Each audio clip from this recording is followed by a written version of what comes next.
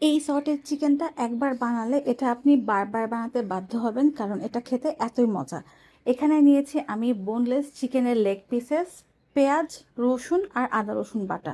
সামান্য একটু তেল নিয়েছি, তাতে আমি দিয়েছি 1 কিউব বাটার। তেল আর বাটারটা একসাথে অ্যাড করলে এটা টেস্টটা খুব ভালো আসে। আর এবার আমি তার মধ্যে দিয়ে দিলাম চিকেন পিসেসগুলো এবং লবণ দিয়ে ভালো মতো নাড়াচাড়া করে নেব।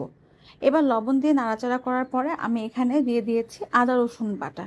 আমি কিন্তু এই রান্নাটাতে আদার অন্য কোনো মশলা ব্যবহার করব না, শুধু কালো গোলমরিচ। কালো গোলমরিচ গোটা দিয়ে দিব প্রায় 15-20টার মতো, আর কালো গোলমরিচের গুঁড়াও দিয়ে দিব। এই রান্নাটা আমি ওদিন এক্সপেরিমেন্টাল করছিলাম, কিন্তু এত মজা হয়েছে এটা খেতে, এরপরে মনে হচ্ছে আবারও এই সপ্তাহে এই রান্নাটা আবার করতে হবে। এবার আমি এটাকে চুলায় দিয়ে দিয়েছি এবং এটা খুব ভালো মতো একা একা কুক হচ্ছে। চিকেন থেকে পানি ছাড়ার পরে আমি এর মধ্যে দিয়ে দিয়েছি বেশ ভালো পরিমাণে রসুন কুচি আর পেঁয়াজ কুচি। এটাতে আলাদা কোনো পানি অ্যাড করব না, চিকেন থেকে যে পানিটা ছেড়েছে সেটাতেই এটা কুক হতে থাকবে। আর একদম লাস্টে আমি এটাতে কিছু কাঁচামরিচ দিয়ে দিচ্ছি।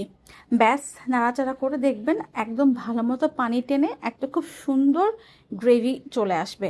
চিকেন স্টকে গ্রেভি আসাতে টেস্টটা এত ভালো লাগে, আর ব্ল্যাক পেপারের ফ্লেভারে আরও মজা লাগে।